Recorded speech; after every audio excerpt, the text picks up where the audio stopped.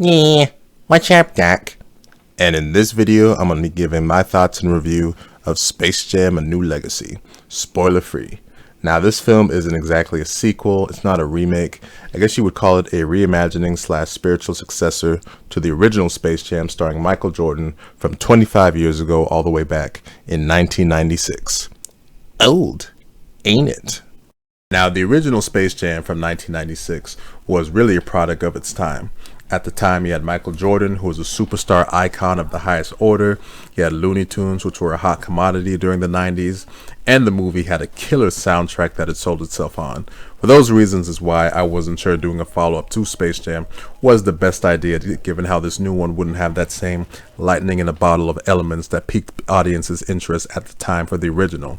Now, as shown in the trailers, this film's setup is very different from the original Space Jam. This film's basic story is that LeBron and his son end up getting sucked into a Warner Brothers server, where that server's main antagonist, named the Algorithm, played by Don Cheadle, makes them play the ultimate basketball game as part of the Algorithm's main scheme. Now, in this Warner Brothers server is an entire universe or galaxy made up of Warner Brothers properties. So in this server, you have a Harry Potter world, a DC world, a Mad Max world, a Hanna-Barbera world, and LeBron James finds himself in a Looney Tunes world, where that's where he has to assemble his team to win this basketball game with some major stakes involved. Now, thankfully, the movie does not take long to get to the Warner Brothers server part, because the initial stuff in the outside world was pretty meh. You know, the filmmaking just wasn't so great, and I was just watching it going, man, they need to hurry up and get to the Warner Brothers service part, because this stuff that's taking place in the outside world, yeah, it's not really the best filmmaking. Now, thankfully, the movie really does liven up once they get to the Warner Brothers server part, specifically when they get to the Looney Tunes world. And that has a lot to do with the stuff they do with the Looney Tunes characters. I mean, once Bugs Bunny comes in and starts doing his thing, oh man, it's just beautiful to watch. The gags that they do, the animation, the voice acting was great. And not just him, but the entire gang of Daffy, Porky, Tweety, and Lola. It was just beautiful stuff to watch. What really pushed that part of the movie over the top for me was seeing good old-fashioned 2D animation on the big screen again. And the animation is just fantastic. It's beautiful, it's fluid, the characters look great, it goes with the gags really well.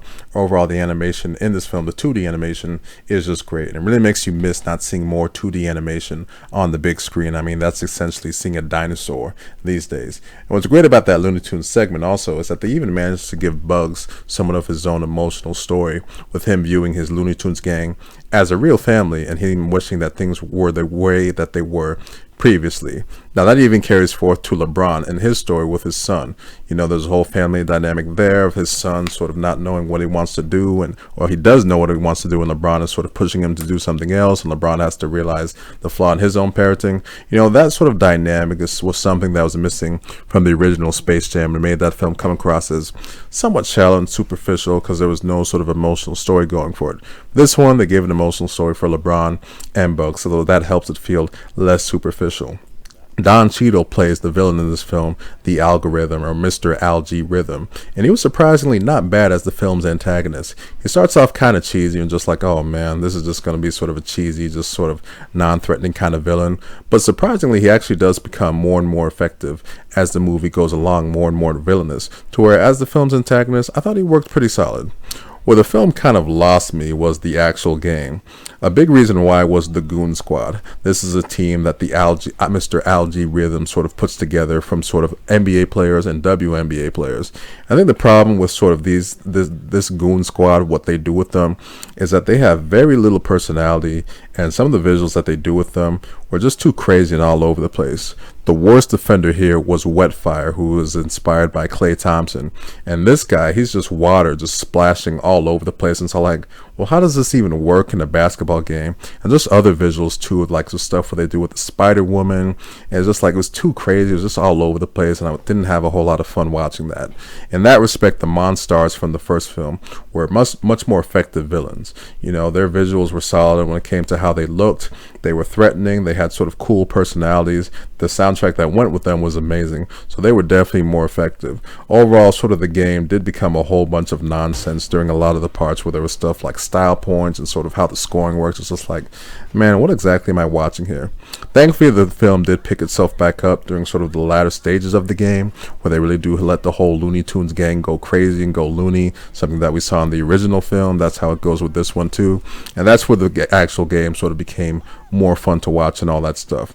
Something that was also a little distracting during the game was all of these cameos that you see. I mean, the film is just cameo overload when it comes to Warner Brothers properties, and I think the biggest offender of that is all the stuff you see in the sideline, where it's people almost wearing sort of bad Halloween costumes, sort of making up the crowd of Warner Brothers characters on the sort of sidelines. You see the Mask, you see Catman and Catwoman, and the Penguin from Batman Returns from 1992. There's just so many stuff, like Pennywise, a bad Pennywise costume. That stuff was a really silly and sort of way down the basketball game, seeing all of that stuff, while some of the stuff was actually kind of fun, like seeing the Iron Giant and King Kong. But ultimately, the film sort of hinges itself on the Looney Tunes, and the stuff they do with the Looney Tunes is really good.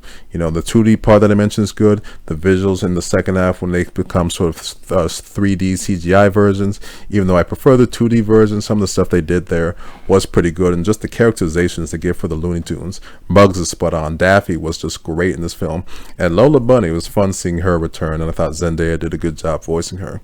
Overall, I think this film did a solid job of delivering on updated experience from the original Space Jam. Admittedly, I didn't care for some of the parts of the actual game, but overall I came out of the film smiling. You know, delivered on sort of giving sort of improvements when it came to sort of an emotional story for LeBron. There was even an emotional story for Bugs. The visuals were great when it came to the 2D parts. A lot of the movie was actually really funny. Overall, I'd give it a 7.5 out of 10. As a fan of the NBA and the Looney Tunes, I dug what this film gave me. I ultimately think that this will end up being a really fun family film for families to go to see it. At the auditorium that I was in for opening night, there was a whole lot of families there that were digging the movie. Granted, there was a whole lot of families that were NBA fans because of the jerseys they were wearing. There was a whole bunch of LeBron jerseys at the auditorium I was in. But ultimately, I don't think you have to be an NBA fan to get some entertainment out of this film, mainly because the basketball game in this film is really just a bunch of nonsense. It's the Looney Tunes stuff that gives this film its real entertaining value, and the Looney Tunes stuff in this film is just terrific. The animation, the characterization is just spot on for all the characters: Bugs, Daffy, Porky, Lola, Tweety, Sylvester, Yosemite Sam, the whole gang. It's just really fun to watch, and I really enjoyed seeing Looney Tunes on the big screen again, just because I love that kind of stuff. Looney Tunes, that's my real childhood right there. So ultimately, that'll do it for this review and my thoughts on Space Jam: A New Legacy. If you made it to the end of this video, well, that's all, folks. That's my line. Step aside, babe. Let a star do this. That's all! That's all, folks.